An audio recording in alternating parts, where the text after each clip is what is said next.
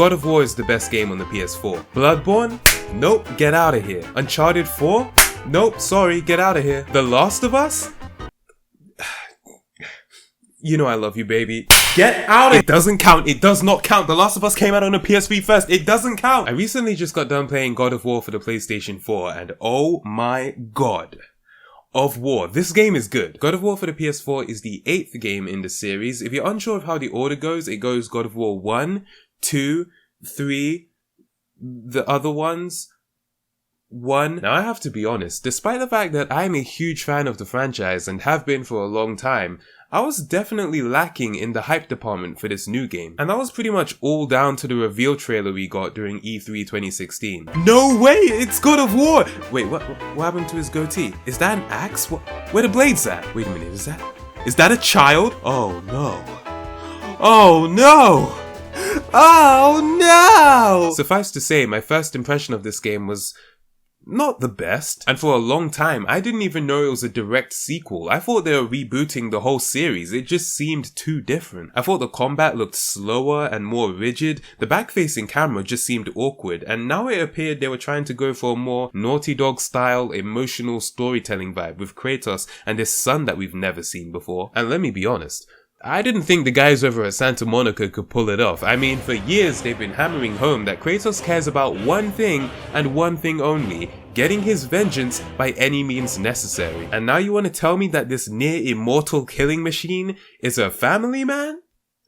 Are we forgetting who we're dealing with here? And I mean, can you even blame me? Sure, they might have a fancy modern logo now, but for the longest time, this was the logo for Santa Monica Studio. Does this look like the logo of a company that can write an emotionally charged adventure when that emotion is anything but pure rage? But you know what? I have to give credit where it's due because yeah, these guys pulled it off. Boy.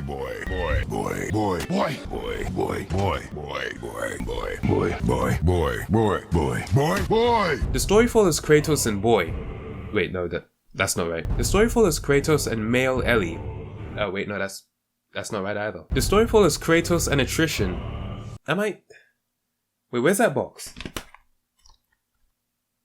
Oh! The story follows Kratos and Atreus on their quest to scatter the ashes of Kratos' late wife, Atreus' mother, atop the highest peak in the Norse realms. On this journey, which is far from straightforward, they meet a lot of people, fight a lot of enemies, and most importantly, learn a lot about each other. And the reason I say that's most important is because that's where the heart of this adventure comes from. Sure, the journey's great, no doubt, but the character development is arguably even better. And yeah, certain character arcs are pretty predictable, but they're executed in a way and with a pace that gives it a true sense of realism. I mean, you ever had a show, a movie, a book where a character seems to do a complete 180 personality flip as a result of a singular event, and you're just there like, what, how, who's this? The best character arcs are arcs, not right angles. They take time to be done right, and thankfully the 20 or so hours it takes to get through this game have proven to be enough. I mean, the previous God of War games didn't really have to worry about this because Kratos didn't have a character arc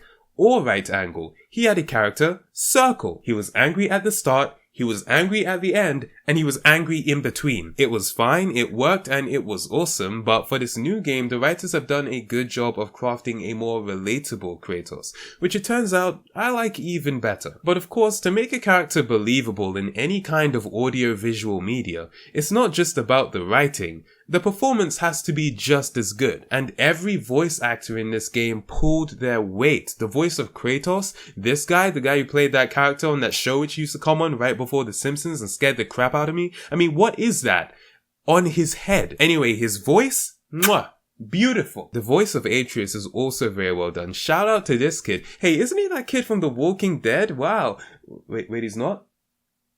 Oh, all the supporting actors do their part to bring their characters to life and make the world that much more immersive. And the world is immersive with its great orchestral soundtrack, extensive lore, and fantastic graphics. I mean, at this point, do we even need to point out graphics anymore? I feel it's just a given that blockbuster games will look good. Like, I can't even be impressed by realistic graphics anymore. The last game that graphically impressed me looked like this. Oh, wait, no, I mean this. But of course, all that stuff aside, we have yet to discuss the most important factor of God of War. After all, we are talking about a video game here. As I mentioned before, I wasn't too big on the whole axe situation. After 6 games and a mobile spin-off of getting used to the smooth flowing and flashy combat of the blades, I just didn't know how they were going to achieve anything near that with this new weapon. How do you get an axe to look as cool as 2 extendo blades of fire chained to your arms? You don't, right? Nah, you do. They pulled it off. Again, the Leviathan axe is one of the most fun weapons I've used in a video game, and this is coming from someone who has played almost all of the Ratchet & Clank games, and they have a gun which turns enemies into goddamn snowmen. In God of War, you'll hit one enemy with a quick combo, throw your axe at another, barge into a third with your shield, call your axe back to you, and finish the last off with a heavy attack. All the while, you have Atreus in the back losing his mind with his bow and arrow. I swear, this kid has got to be the most badass companion I have ever played with. The combat feels so natural, and having Atreus by your side makes it even better. And as the game goes on, you definitely won't want to be without him, because this game can get difficult. Speaking of difficulty, did I ever mention I beat God of War 3 on Titan mode? I had some of you guys trying to come at me saying I'm not good at games because I decided to play this one on the balanced difficulty. I wanted a balanced experience, okay? The hardest difficulty in this game is called Give Me God of War, and unlike the others, it doesn't allow you to switch to an easier setting once you've started. So you best believe that when I play through this game again, I will be tackling it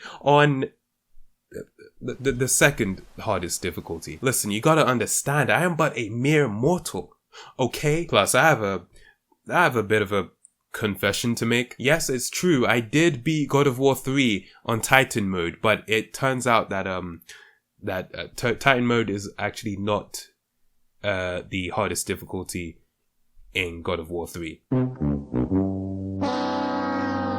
I know, I'm sorry. Listen, I just wanted to brag, okay? While we're on the topic of the previous games though, a somewhat controversial staple of the God of War series that has been present in almost every single game has not made a return in this one. Longtime fans know exactly what I mean. I'm talking about the sex minigame. And you know what? Can we have a moment of silence, please? Because that is absolutely right. Can't you see they're trying to go for a more mature theme with this game? Not those kinds of mature themes. Plus, there is a child present. There is a child, you pervert. Damn, I was actually way too young to be playing these games. Like, way too young. One thing I feel I have a duty to mention as a veteran of the series is that the default controls for this game have you using the shoulder buttons R1 and R2 to attack. They really think they can just change it up like that? So do yourself a favor. When you start the game, go to the controls, change the control scheme to classic, and give me that square, square, square, triangle. The game has a really extensive weapons and armor system, and with so many different upgrade paths and customization options available, it can definitely be overwhelming whether you're 5, 10, or even 15 hours in. But once you start to understand how it works, it allows for the most in-depth and personalized combat in any God of War game so far. I've seen a few people getting upset because of certain outlets only giving this game a 9 out of 10. How people are still getting their feelings hurt over the score for a game they haven't even played yet, I will never understand. Listen, the last point probably got lost in the menu. One person who definitely was appreciative of the review scores, however, was game director Corey Barlog, who put up a video of him reacting to the Metacritic score for this game. And it is so heartwarming to see, especially when you consider the 5 years of hard work that went into this project. I just wanted to grab this guy and be like, You did a good job. Listen, put simply, God of War is a fantastic game. The combat is incredibly satisfying, the story is compelling, the upgrade system is in-depth, and the world is absolutely stunning. God of War is a masterclass in crafting an immersive single-player experience and is without a doubt the most fun I've had with one in a long time. So whether you're new to the series or a long-time fan, I think you're gonna enjoy yourself with this one. And that is why I am giving God of War for the PlayStation 4 a boy out of 10, because boy, this one's a good one. I